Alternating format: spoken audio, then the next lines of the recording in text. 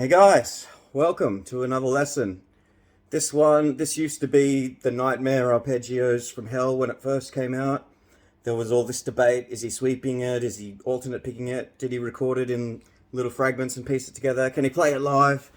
There's probably still people fighting to the death over how this was played, so I'm just going to show you, this is my interpretation of how I would try to get through it. It's definitely not how Petrucci would be approaching it, but it's just a way that you can make sense of the arpeggios and sort of apply it to your playing. Bring all this music theory and technique into something that you can use in your playing. And unless you're trying to imitate him note for note, then it's no use to you to just copy exactly what somebody else is doing. So I'm just trying to make sense of it for you. Hopefully you can learn some new shapes, understand some new inversions and things. And yeah, we'll see what happens. All right, so all this scribble on the board here, I'll put a photo of it in the comments so you can read it more clearly. But we start out with a B minor 3-string arpeggio that goes like this. All right, now the cool thing that's happening with the rhythm here is that it's a 6-note pattern, but he repeats it and then he does a 4-note version. So you get this kind. It kind of sounds like triplets, doesn't it? Sort of a triplet pattern.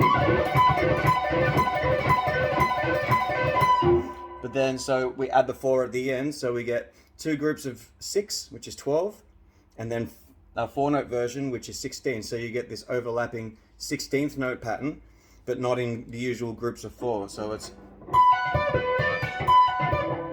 1, 2, 3, 4. There's the 1, 2, 3, 4.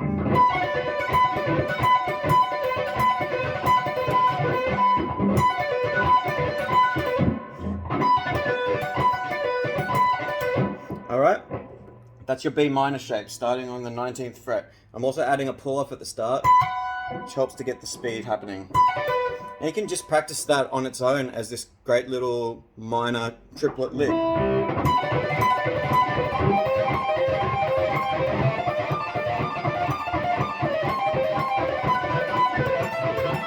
Wherever you start it from, that's going to be the minor chord that you're playing. So like G minor, A minor, B minor, C minor, etc.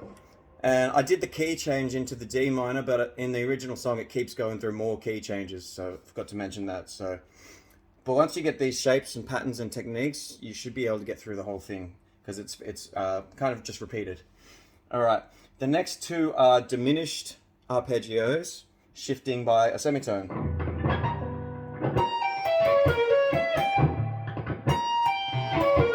The cool thing with diminished arpeggios is they're symmetrical. They're always the same.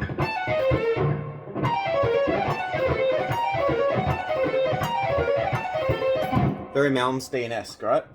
The next one is the E minor. So this is different to your B minor shape. It's like a different inversion. We've got to bar the whole 12th fret and pull off at the 15th. And then next is our C sharp 7, so a dominant chord.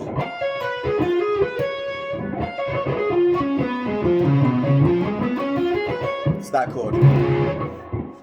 Leading to another inversion of B minor with that 6 and 4 pattern again, or 12 and 4.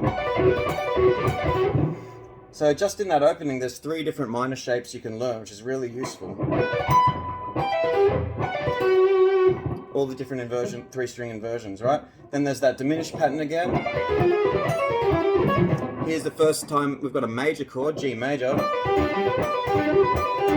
and we're applying that 6, 6, 6, 4 pattern again. 1, 2, 3, 4, 5, 6, 1, 2, 3, 4, 5, 6, 1, 2, 3, 4. And then a big major chord sweep. Now I think he's doing this on a 7-string and starting somewhere else, or I'm not sure this is the exact one, but it is an A major arpeggio, and this kind of works for getting you through the key changes. So we go 12 to 16, bar the next 3 strings at the 14th fret, hit the E at the 12th, hit the A at the 17th, and then slide up to the C sharp. Now if you want to loop around back to the start, you can go down to B minor.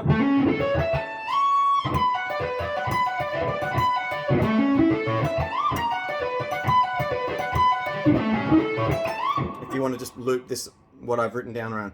If you want to do the key change, then we go from C sharp to the D minor key change.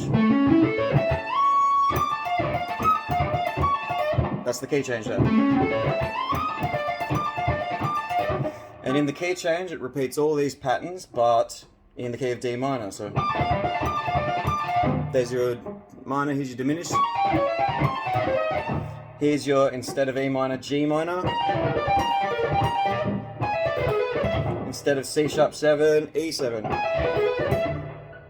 Instead of B minor, the inversion of D minor. And so on. So it's everything just up a minor third. Okay, so with my picking, what I'm doing, I didn't like alternate picking the whole thing because it was too choppy for me. I'm just not fast enough. I didn't like sweeping the whole thing because I'm just not a sweepy kind of guy. I don't like cleaning, I don't like sweeping.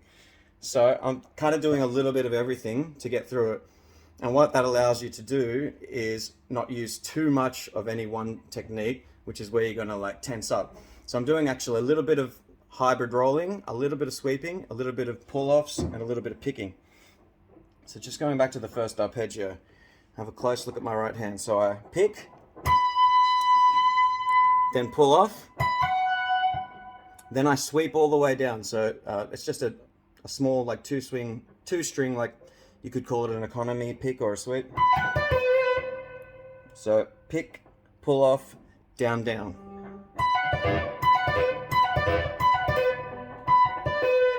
And on the way back up, I use the finger, finger, roll, roll kind of thing. Roll, roll. So that's pick, pull off, down, down, finger, finger. Pick, pull off, down, down, finger, finger.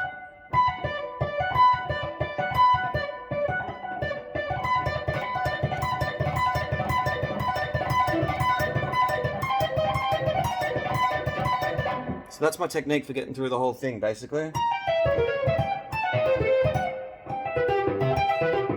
Okay. All right. Hope that was useful for you. Good luck. This is not an easy exercise, but maybe you can, whether or not you plan to play it note for note, hopefully you can pick up something from it. See ya.